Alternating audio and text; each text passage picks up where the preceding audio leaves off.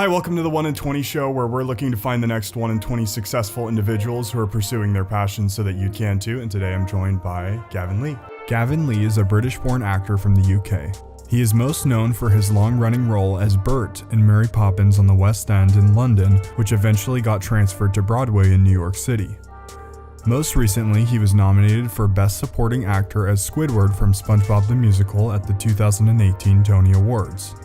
He is incredibly talented and has a wonderful personality that has softened the hearts of audiences on and off the stage.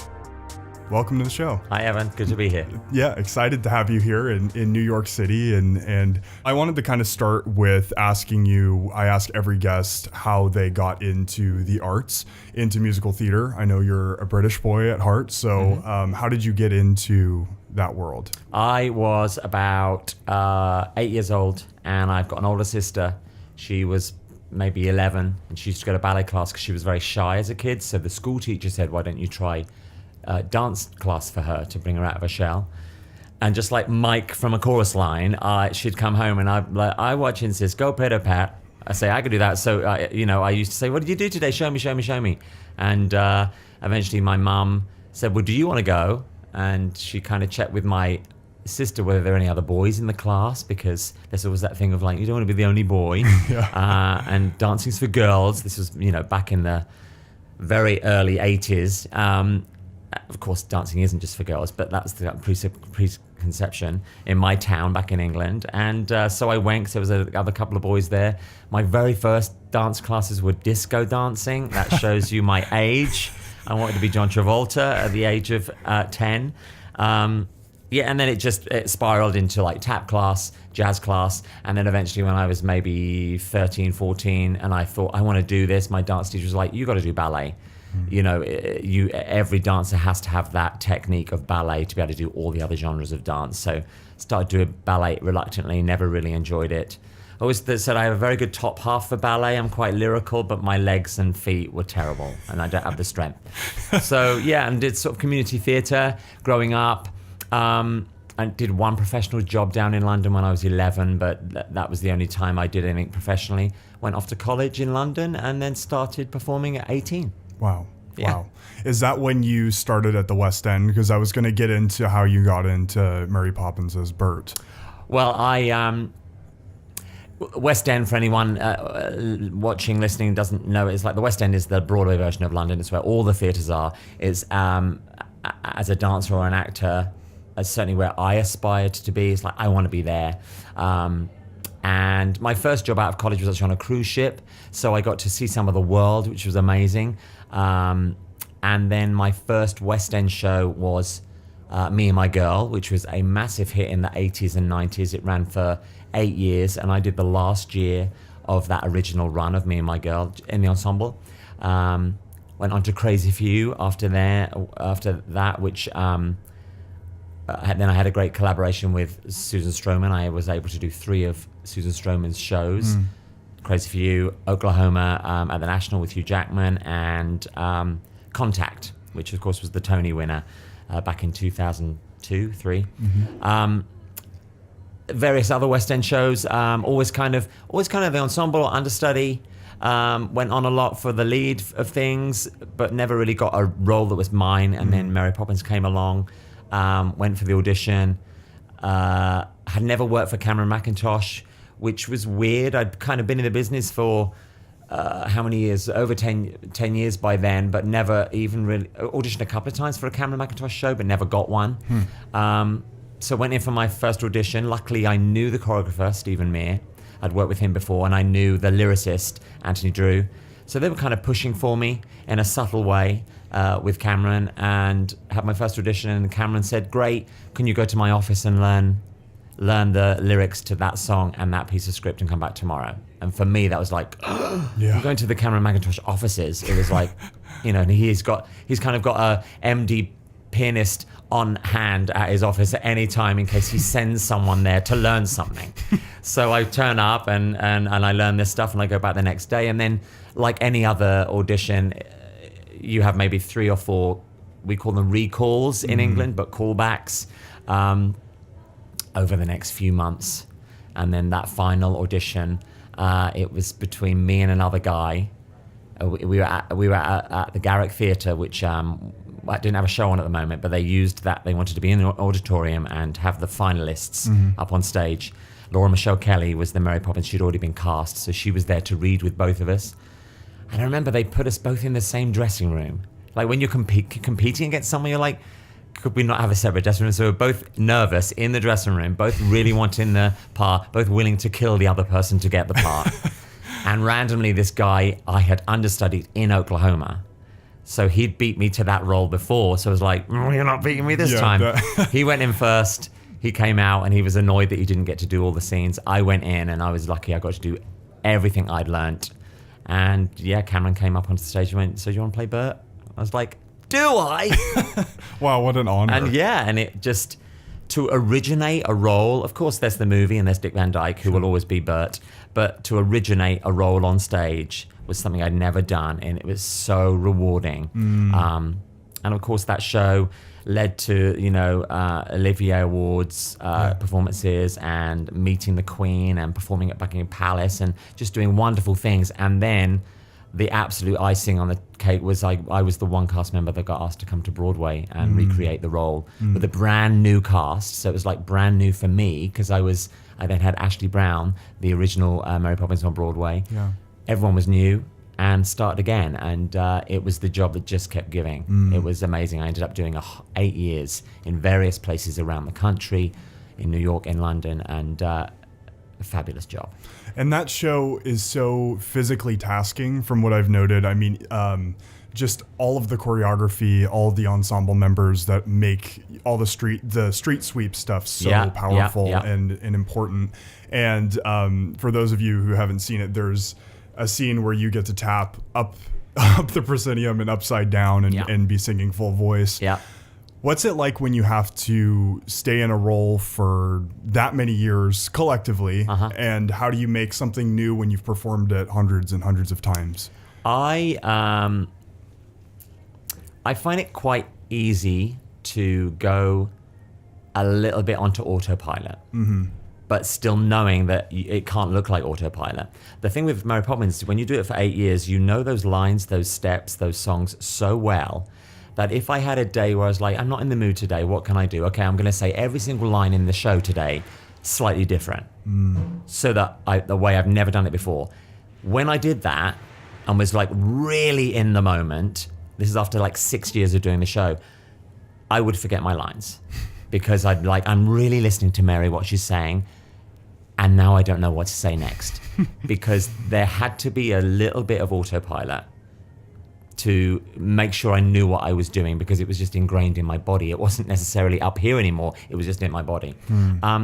But I always go back to the thing of, I was so excited on my opening night in London and my opening night on Broadway. I was so excited because the audience were.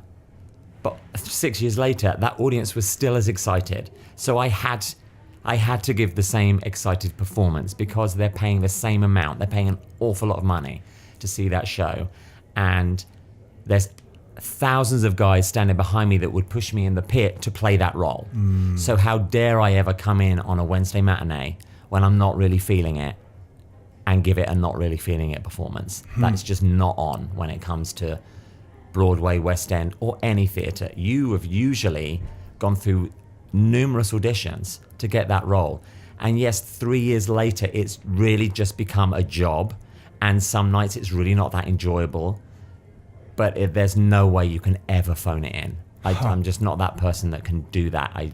Because I know so many friends that want to be on Broadway. They've never been on Broadway. So I'm lucky enough to be here, so how dare I not give 100%?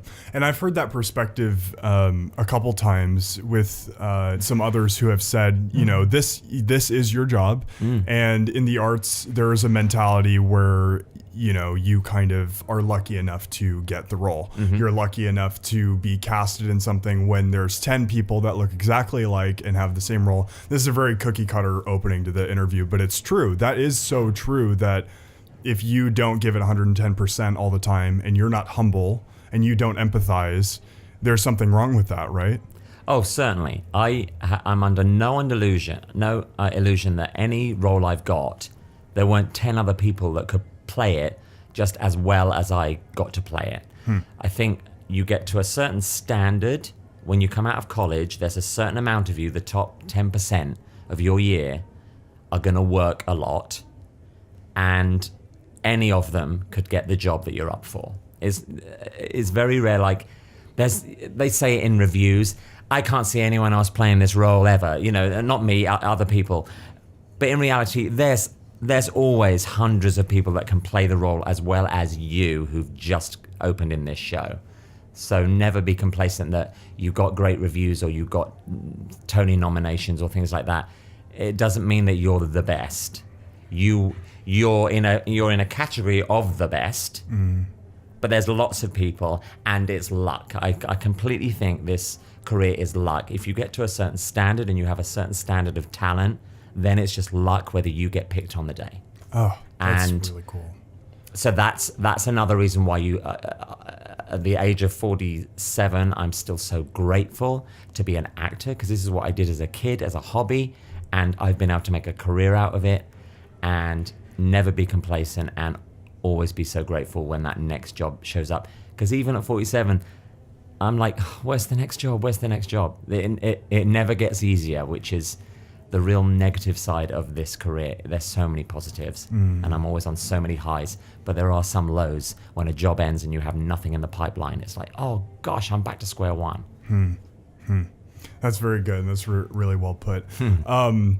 That's so fascinating to me, and something I want to kind of hit on is empathy. I mentioned it just a second ago. But empathizing with the audience is something that I think is key to those actors who are elite at what they do. And it's been kind of shown throughout time with Uta Hagen and all kinds of sort of actors and coaches. And when you're able to empathize with the audience and you're able to empathize with your cast members, I think you bring a different performance to the stage than somebody who just walks out and plays Bert, just Bert, and doesn't think about his cast members. And I know there are actors that do that.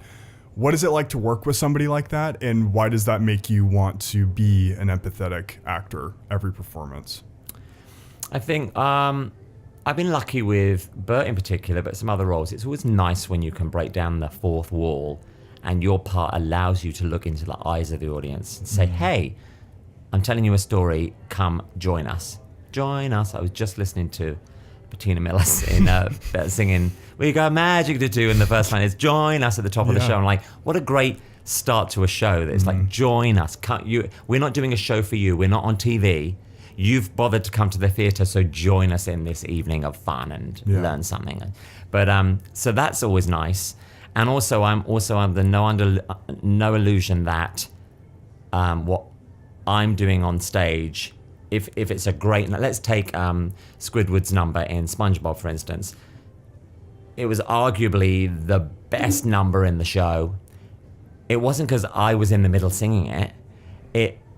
I've just felt so lucky that I had a great design who designed those ridiculous legs. I had a great choreographer that choreographed tap dancing on me. I had a fantastic chorus line of all the cast members behind me surrounding Squidward, making him look good. The set design was great. The lighting, the music, everything came together to create Squidward's amazing number. So I can never say, oh, my number was the best. It was that number I do feel was the best number in the show. I happened to kind of be fronting it. But if all those other elements weren't there, it wouldn't have been the number it was. So I always try, and sometimes I hated myself when I slipped out and went, oh, well, in my number. So it wasn't my number. Everyone was on stage, and it was an amazing number that I happened to be part of. And it's cool to think, because I know that this is something that Lin-Manuel Miranda has said with Hamilton and has shown it as well, is that, and you've mentioned this already, there's a ton of people that could play the same part, have the same amount of talent, but it's the character itself that was built for these people. Like if you think of, if you even think of Wicked, that Wicked's been on Broadway for a long time now, has been played by many different people in many different roles, but the roles still transcend the decades and transcend every performance, no matter who's playing it, because the roles were written so powerfully. Yeah. I think that's what you're kind of hinting at there. Yeah. It all comes together, and the actor is kind of the vessel that then hopefully takes what the writer wanted, what the songwriter and the lyricist wanted, and wears the costumes like the designer wanted, and you hopefully bring it all together and make it look fantastic. That's really good. Also, what's great about I was lucky enough to originate a role in Mary Poppins and a role in SpongeBob. It's really nice. My local high school did Mary Poppins, and they asked me to just come and talk, and I was very glad to go and talk and show off and tell them some stories about things that went wrong, things like that. But then when I sat and watched the show, the kid that was playing Bert, who was fabulous, they did a lot of original choreography, and it's so nice to go, oh, that step he's doing, I made up in the rehearsal room. So when you get choreographers and directors that are very open to letting you create with them, which I have to say with both Mary Poppins and SpongeBob, they were very open to, well, what do you think you should do here? What show me what you can do with those 4 tap shoes on. And then that gets set. You work it out, and then Chris Cotelli, the choreographer for SpongeBob, was like, I love that. Can you just change that? Let's turn that round. But primarily my tap solo I made up. Wow. And then that's now like in the Bible. They call it like the Bible when it's all the steps, all the moves for the Broadway show. And when you license it out, you can hire the Bible to do the exact Broadway version. Sure. And I love that in Mary Poppins and now in SpongeBob, there's certain things that I could look at it or go and see a production and go, I made that up. And that's such a cool thing to have that I had never really thought about before. Yeah. And something that I find is really fascinating, something I talk a lot about on this show is, for me, my background is in film. I'm 21. That's what I want to pursue. But there's so many, I can't help but to recognize that there's so many things that I did in my high school in theater that helped me be a better, if I direct, make me a better director, because I understand the mind of an actor, and I understand now how important collaboration is. But now that you mentioned too the Bible of Broadway, the Bible of film, when something's been done before, people like to imitate it, or they can't help but imitate it because they've seen something cool, right? But it's so neat to me, and something that's neat about you being humble about all of your successes is that when you say you've originated something that somebody can then eventually take on, how special is that for the hundreds or thousands of people that will eventually go on to play Bert or Squidward, to see that and say, I want to replicate that, because you probably did the same thing with the people that you studied under. Yeah. When I went into Les Mis on Broadway, how many people around the world have played Thénardier before I played it 3 years ago? Yeah. So I watched it some clips and I was like, oh, I'd never thought of singing that line in Master of the House like that. So you steal. So you steal. And I love that we're in the media age where the amount of people in that high school Mary Poppins that had been watching me on YouTube. Some of them have watched every single clip of me to do with Mary Poppins over those 8 years that they could find. And I love that that's there forever. I love that my grandchildren will be able to watch me walking over the proscenium arch in Step in Time because it's on YouTube. It's just wonderful. And then it's a great source for other actors to come if they choose to. I'm certainly a guy that I'll steal anything if it works. I want the character. I wanted my Thénardier to be the best Thénardier there ever was. I'm sure he wasn't.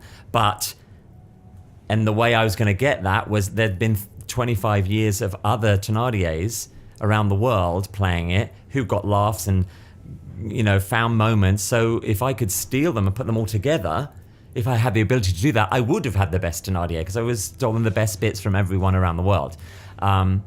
So yeah, I think it's wonderful that there's that source of YouTube and other media to see things from the past. I mean, the fact that Lincoln Center records every Broadway show and puts it in an archive. I've never done it, but the amount of times I'm like, I'm going to go to Lincoln Center today, to the library, and I'm going to watch something, something I never got to see. It's wonderful that Lincoln Center take the time to come to a Broadway show. I've done it with Poppins and Les Mis and SpongeBob, where they come and they record the show and it's there archived forever. because those shows with Ethel Merman or with Donald O'Connor or Howard Keel at First Oklahoma or the first Call Me Madam or anything, or Hello Dolly, I don't think there's any recordings of them, but for the last 20 years, all those Broadway shows, they're there forever. That's so wonderful. Isn't it wonderful? Because it's wonderful. I hate that I can listen to cast albums and like, I wish I'd seen this. Yeah. One of my favorite shows is Chess. Yeah. I saw it in the West End. I loved it. I was far too young to travel over and see the short run of it on Broadway, but eventually I'll get my butt down to Lincoln Center because I want to go see Chess, that original Broadway production, and see what it was like. And when you have a love of musical theatre and there's various cast albums that you just love to listen to, it's great to know that there's stuff you can watch. And the accessibility of media that you've been hinting at is wonderful, because there's a lot of ways that you could see it negatively in that social media can affect an actor's performance. I've talked about that with Jackie Burns. We spent some time talking about how that could be negative. Mm-hmm. But at the same time, there are so many tools that can now be used and libraries of things that are cataloged forever. And it's just wonderful. And the Lincoln Center is just phenomenal. Yeah. Went there for the first time last night to see My Fair Lady, and never seen anything like that theater. But I know that they did that at the Rogers for Hamilton, and I know that that's something that people will forever want to see because it's a piece of history. And I wanted to ask you kind of what your opinion is on the cast album, because I think it's something that's becoming like every production does it, where in the past it was like one of the most popular, like Phantom would do it, but then there's all these other shows that really didn't get a chance. What do you think about every musical that comes on now kind of getting their own? I love that usually there is someone with a checkbook that is willing to do a cast album for every single show. All the show, there's been many a show on Broadway where the show's closed 3 days after opening night, but then you'll see on social media, we recorded the cast album today a month later. And you're like, why would you, who's putting up the money? Because it costs a lot of money to go into a recording studio, pay all the singers, or especially all the musicians, and then the editing. It costs a lot of money to create an album that may not sell many copies. But generally, there's a cast album for nearly every show that hits Broadway and off Broadway, even if it hits it and flops. And that's just so wonderful. I mean, in my teens, when I was really into like cast albums and I bought loads, I bought so many off-Broadway shows that I've since Wikipedia'd and gone, okay, it only ran for 2 weeks down at that little place down in Soho, and but I've worn the CD out because I loved listening to it, and it's so wonderful. And going back to the whole like social media archiving, it's very weird when you're in a show and before the show you've been told not to take photos or video and turn your phone off. When you're in the show and one of those things happens, Spongebob a lot, we'd see someone just with their phone the whole time in the front row. And you'd come off and you'd be seething and you'd say, tell front of house to run, an usher to run down and steal that and make sure they delete it. How dare they? How dare they? But then in reality, the next week, if I was on YouTube and I was like, I'm going to put in SpongeBob Gavin Lee and see what comes up.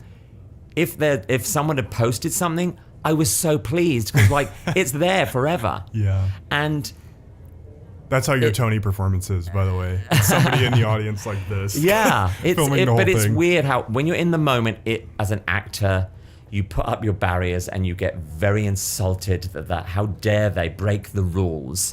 But in reality, I've come round to, do you know what? Record away, because you're probably going to post it somewhere, and it means in 20 years' time, I can click on a button and I can watch myself narcissistically and go, oh, look, that's when I did that, and I will have visual memories because you broke the law of theatre and videoed it. So I'm kind of coming round. I just did a few weeks down at Epcot for Disney. Me and Heidi Blickenstaff did some concerts in Epcot, and there was no rules there. So you just had half the audience just had their phone up. But they were real fans of Disney and of Broadway. And this goes back to the whole social media thing. The amount of people we met afterwards from doing those concerts, that said, we're so glad you came down to Florida. I never got to see SpongeBob, but I've watched everything on social media that I could about it. I've worn the cast album out. Thank you so much for coming. It's so nice to finally meet you. Can I have a picture? And they'd then post the concert, and you can watch like 7 or 8 different versions of the full concert that me and Heidi did. And I actually love that it's there forever. So I kind of wouldn't mind if that whole rule went away. It's hard when you do feel people aren't engaging with the show anymore because they're watching it through their tiny camera. That's the one that That's gets the me. thing. You're like, are you actually listening? But then you know, then you realize the person next to them's got their phone, but they're not even watching, and they're just literally front. That's the thing. Worse. When they're in the front row, they've paid $200 to see a show that you're performing your guts out, and they're literally on Instagram. You're like, well, you've got more money than sense, and rude. Go out. Yeah. Because that's when you get insulted, because you're trying to give your whole heart and performance to the audience, and a few people do not care at all. And it's, you know, what's funny is there's a great divide now. I've noticed that because people are so used to watching film on the screen, that when they come to New York and they want to see a show, they assume it's the same thing, that they're in their living room, that they're just sitting and watching a screen. But there's not a screen. That's the thing that's, you know, I mean, that's pretty obvious, but well, they have cool. No concept that we can see you. Right. Because when you're obviously watching a TV or a movie, that actor can't see you. We can see you. It's a conversation. And we're trying to perform for you, and you're kind of insulting us with your head down, and I can even see that you're swiping. Yeah. and part of me is like, you paid your money, so you're paying my wage and you're keeping the show on. But go and donate your $200 to a charity and go and sit outside and swipe. So it's a fine line. When you're up there giving it, you feel insulted. But then I'm on my way home, I'm like, you're keeping me employed, and it's up to you. Yeah. But you're not realizing that you're really insulting us all by not caring at all.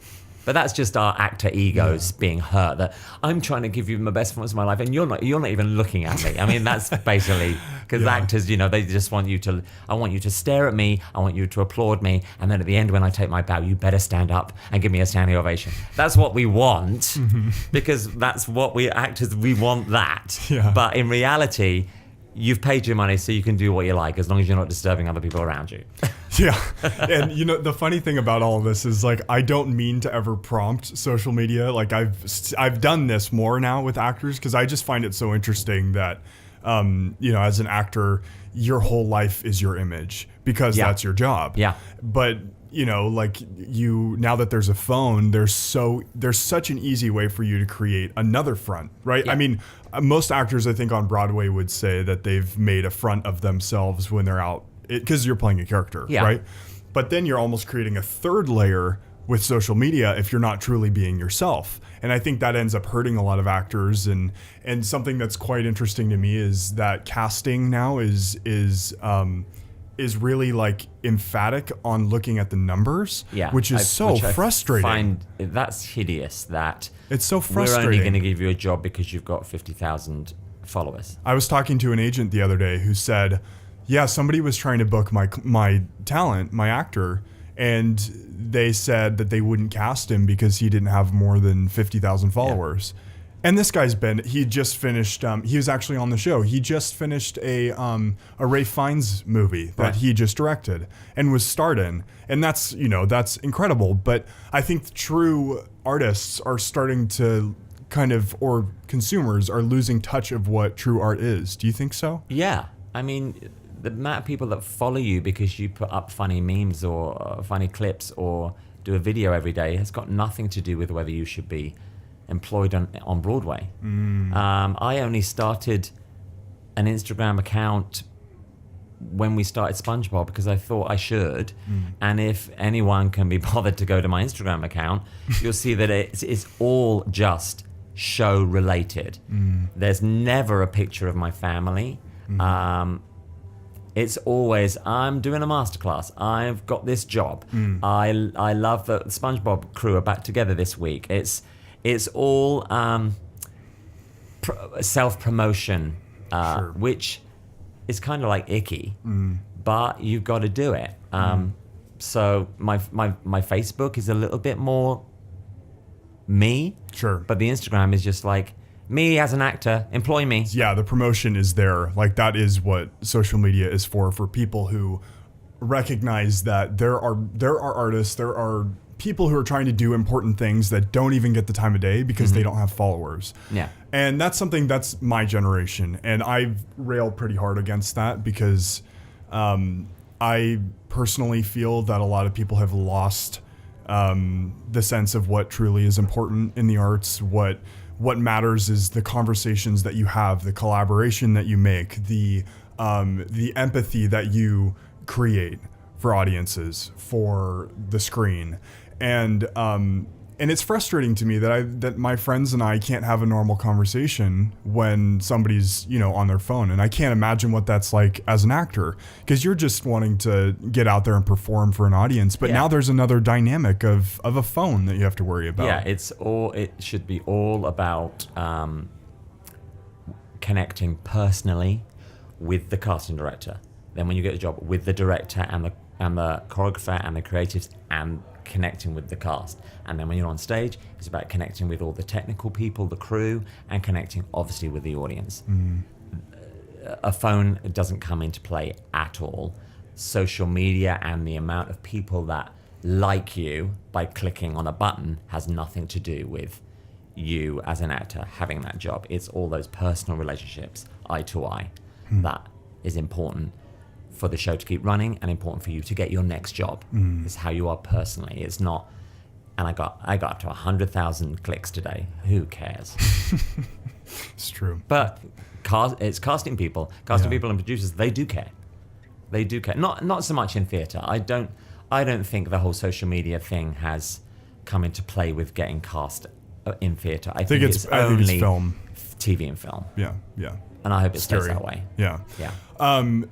So this is rabbit trail, but that's good. I always like to, something I try to strive to do in every interview is talk about something that people have not seen you really talk about, because there's so many cookie cutter interviews that ask you, oh, it's SpongeBob and all this stuff, and they always ask you the same stuff. And I wanted to hear more. This is more genuinely based. I really want to know, like, how do you pursue the art? So what I want to ask you now is, how hard did you have to work to get where you're at? Because that's something that is kind of a misnomer when somebody's judging, do I have the talent for this, the natural talent for this, versus the hustle. If I hustle really hard, I'm not as good as everybody else, but I'm going to get there. And then what if you have both and you kind of put them together? Like, what is there like a perfect puzzle piece, or is I partly because, bottom line, I'm lazy.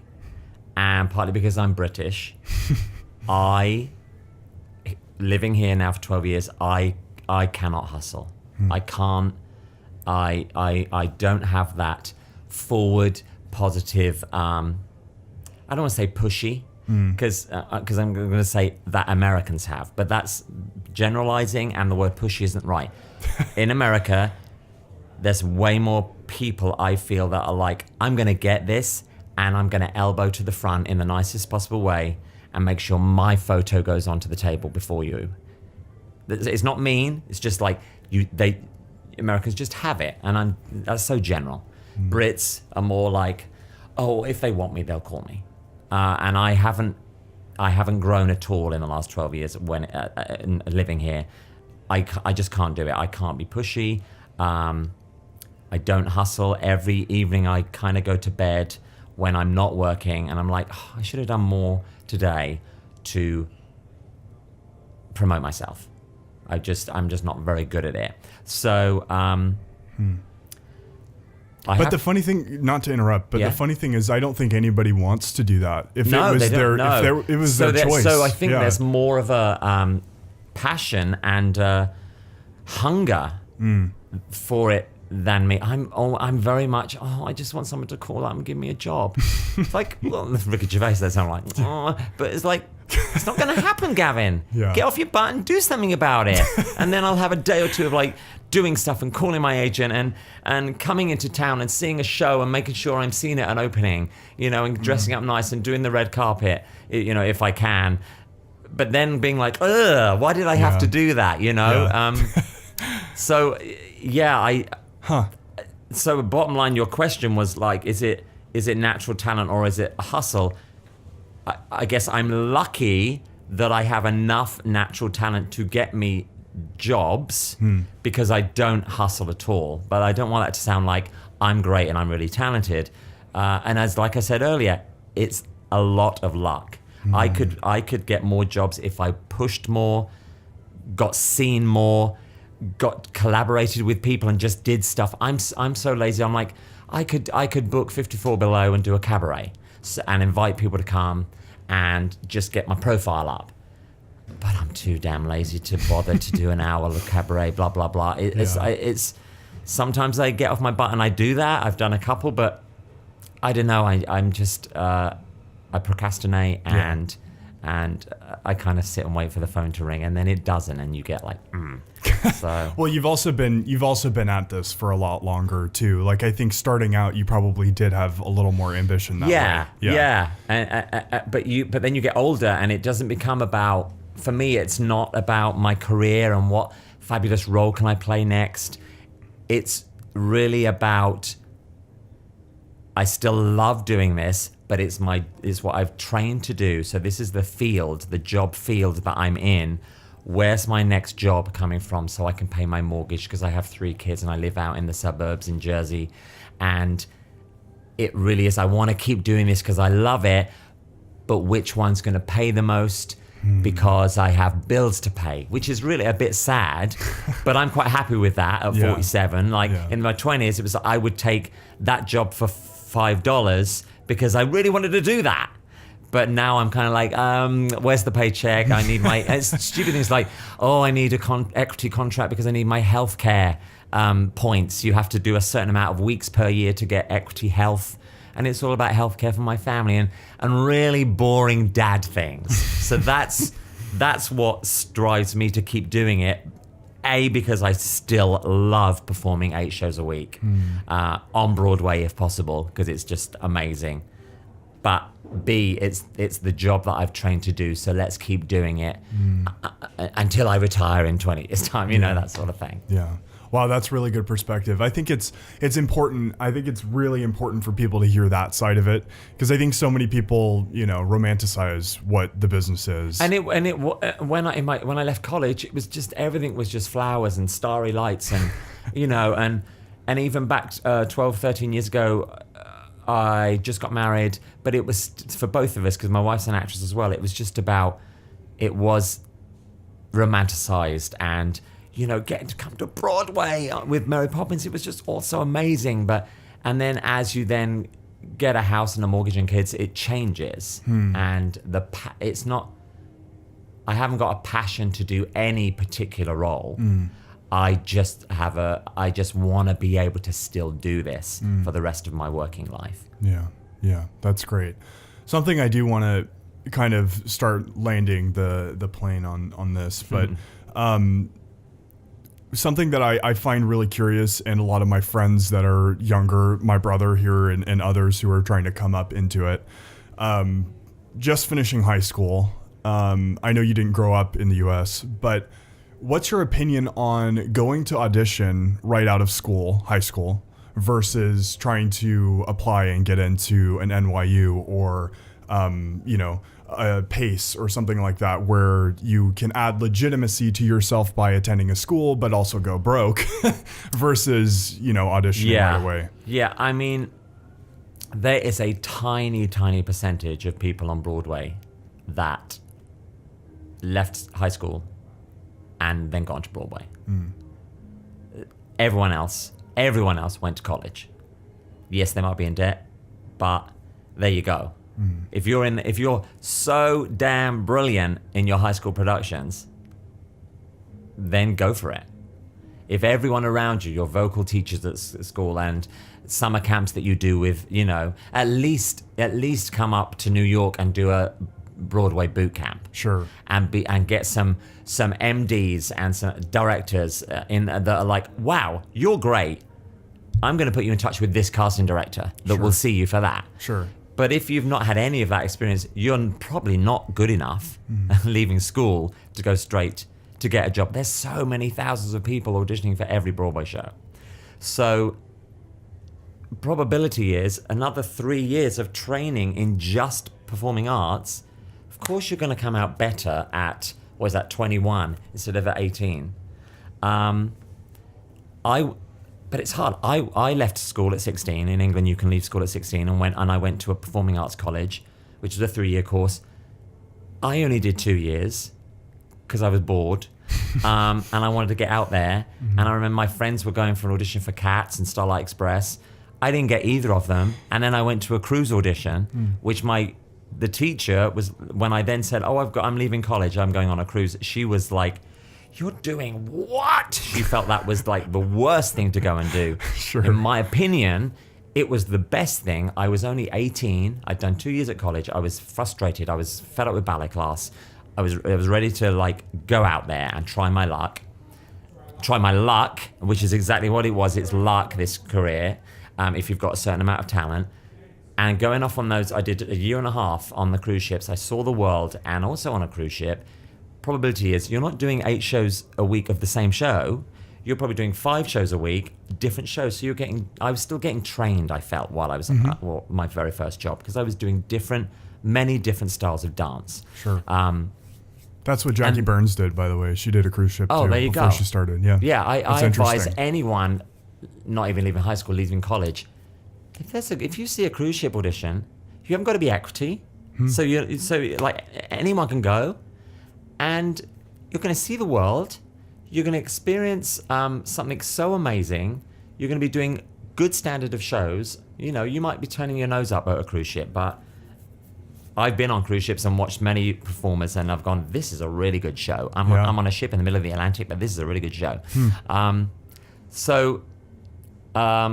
My advice is don't leave high school and come to New York. Also, I like to tell people that are interested, Broadway is the pinnacle of musical theatre. It's where you want to get to. You're striving for that. But once you're there and you're in the theatre and doing that show, it's like doing a show in any small town in a nice theatre in the whole country. You're still giving 100% in both places. It's the novelty. Broadway is the novelty, and it's the opening night party, and it's the reviews, and it's seeing the billboards. That's the cool thing. Once you're into like 6 months into a run, it just becomes a job, and you have to do the same thing every night, and it's hard to maintain that. So then it doesn't matter that you're in New York City. You could be anywhere. Why not be doing regional theatre in I don't know, La Jolla, where it's sunny and warm. Right. You know, No, it doesn't matter. Of course, it's the pinnacle, and it's easy to say that when you've done Broadway, but it's not the be all and end all. So don't think you have to dash to New York and try your luck straight away. Get smart. More experience. Right. In easier markets where you're more likely to get the job. Right. And then work your way towards New York if that's your dream, which it was my dream. Yeah. So it's a fab dream to have. Yeah, that's wonderful. Real quick, how old were you when you came to Broadway? Because you were on the West End for a while. Yeah, so I did maybe 6 or 7 West End shows from the age of 20 to... when did I get Mary Poppins? I got Mary Poppins in 2004. We opened in the West End. So that makes me... I was 32. When you came here? No, so I came here when I was 34. Wow. 35. Okay. That's funny. That's I've heard that from a couple other people that, you know, it ended up being later. They ended up performing for a long time and then came. Yeah. So that's really interesting. And I would never have just flown to New York and tried my luck on Broadway. Sure. Again, that's the British, like, I can't push myself. I Yeah, can't be get conservative. into any doors. Yeah. It was just the fact that Cameron McIntosh and Disney very kindly brought me to Broadway. I did so long in Mary Poppins on the national tour and on Broadway that it then we kind of settled here, and we're like, okay, we'll try our luck here rather than going back to London. Well, this has been wonderful. I mean, great stuff, great advice. And it's neat to hear somebody else's path, because it's hard to be relatable in this field. It's hard to find people that you relate to, but I think a lot of people will find this really, really relatable. What are your future plans? Do you have anything coming up? Yeah, I am going to play Lumiere in Beauty and the Beast at Paper Mill, which is awesome. half an hour from New York City. Paper A lot Mill of Playhouse. shows have started there and come into New York. Yeah. I mean, not that the Beauty and the Beast there's not any signs that that's going to do that. Hasn't been on since '94 though, right? It hasn't been on for a while. There is rumors that Disney would be interested in bringing Beauty and the Beast back to Broadway, but I don't know if that's connected to this production. Sure. The good thing is Tom Schumacher, if that is true, I'm sure would take the trip out to Paper Mill and see the show. Sure. Obviously, he's been a fabulous friend to me over the years. I would love him to come to just see me play another Disney role. Lumiere randomly is a role I think I've been offered twice before regionally and haven't been able to do it. Paper Mill Playhouse is a theatre I've always wanted to work at mainly because it's 10 minutes from my house in New Jersey. I've heard it's wonderful too. And because it produces, I've seen lots of shows there because I live 10 minutes away. Sure. I've never got to work there. So, and the part, it's a little bit Squidward. I feel, having seen the show before, obviously the Beast and Belle are the leads, but Lumiere, he has that great middle of act. Is it in the end of Act 1 or is it in the middle of Act 2? Be Our Guest number. I think it's Act which 1. It's in Act 1? Yeah, he played it too. Oh, you did? Cool. It's like, it's that number that's like the big showstopper, like Squidward's number. So you can't. It's kind of the best of both worlds. You haven't got to work that hard. You're not. I felt with Bert, the show was on my shoulders, because you're like the leading man of the show. Yeah. And you're pushing the show forward, especially Bert was the narrator as well. So it was up to you, your energy, everyone followed your energy. Sure. Whereas with Squidward and I guess with Lumiere, not that I've done it yet, but it's kind of like you can sit back a bit, you're not in charge, but you get great lines, you get a great production number, and hopefully by the end of the show, people will be like, oh, I really remember the Lumiere character. Because again, as an actor, you just want, at the end, the ideal is you want everyone to say you were my favorite in the show. Which of course doesn't happen that often, but certain roles you're like, oh, this might be the one. Yeah. So I'm looking forward to, again, not playing a real person. I've gone from Squidward to the Grinch to now a I forgot to mention. candlestick. Yeah. So I forgot to mention that you played the Grinch. That's really so neat I've not worn a sensible costume for about 3 years now, and now I'm going to have massive candles in my hands. But I've told my kids I'm excited about, when like Lumiere's his candles light. He must have some kind of switch that goes and lights the lights. Yeah. So that's what he had too. There's like there was like a little switch, click, and he just clicks it, and it has that little fan. It's going to be a fun role. Awesome. It was nice because I didn't have to audition. The director was very interested in me for the role, but he then did come back and say, "But I am going to need to hear the French accent. So do you mind if I give you a phone call?" So he called up and I went, bonjour Mark, how are you today? And he went, okay, you can stop for a minute. Let's just chat for a second, because I didn't know the director. And we chatted. He went, I'm really sorry, do you mind? I went, I've printed out the lyrics to Be Our Guest. How about I just sing or say Be Our Guest with a French accent over the phone? And luckily he went, that's fine. That's all I need to hear. And but yeah, it's funny. It's nice to get kind of get offered a job, but still had to audition. But it was nice. I didn't have to. I could sit in my armchair at home and just do the audition on the phone, which was nice. I'm sure your kids think you're crazy when you just Well, the good thing is, it's like, once again, because I dropped my kids off at school, and all the parents and all the kids, they all came to see SpongeBob. They all came to see the Grinch at Madison Square Garden. Now they can all come see the Paper Mill. Apparently, I'm just going to do roles that satisfy my kids and their friends from now on. Yeah. There's never going to be anything deep. Yeah. I'm never going to do anything deep that my kids can't come to. It's always going to be light and fluffy and fun, which is fine by me. Which makes the career, I would imagine, more exciting. I'm very happy playing the eccentric, usually fun or disgusting, like Thénardier, or grumpy Squidward Grinch. I love that I've transitioned from in my youth, I was lucky enough to do Singing in the Rain and do Top Hat, so the Fred Astaire and Gene Kelly type roles. Sure. You get to a point where you're like, you ain't young enough to do that anymore. And I love that I'm transitioning. The first one was Thénardier. I was like, oh my God, 20 years ago I auditioned for Marius that I didn't get because I'm not that good a singer either. You're downplaying yourself. Well, now. no. It's like I know my niche. I know Yeah. my category. My category is not playing Jean Valjean. I don't have the voice. I don't think I have the dramatic chops. I want to play Thénardier because I think I can do that very well. And you start aging into the roles that they may not be the lead character anymore, which is a bit sad that you're not playing the lead because it's always nice to be the lead, but then you're playing the second or third lead that's a bit older and much more characterful. So I'm loving this sort of spate of weird and wonderful characters that I'm getting to play recently, and the next one is a candlestick. That's really neat. That's really, really cool. And the connection you've had to Disney, I'm sure has been pretty wonderful too. Disney has just been wonderful to me over my whole career. They brought me here.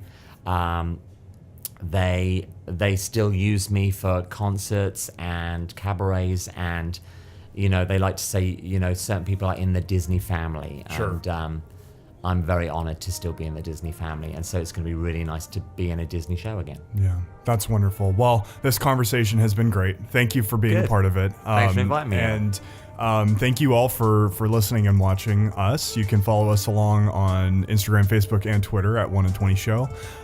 Thanks, Gavin, for making your way from Jersey to do this. It was very fun and very informative. And I hope that you guys enjoyed this, and we got many more coming your way. Thank you for watching and listening.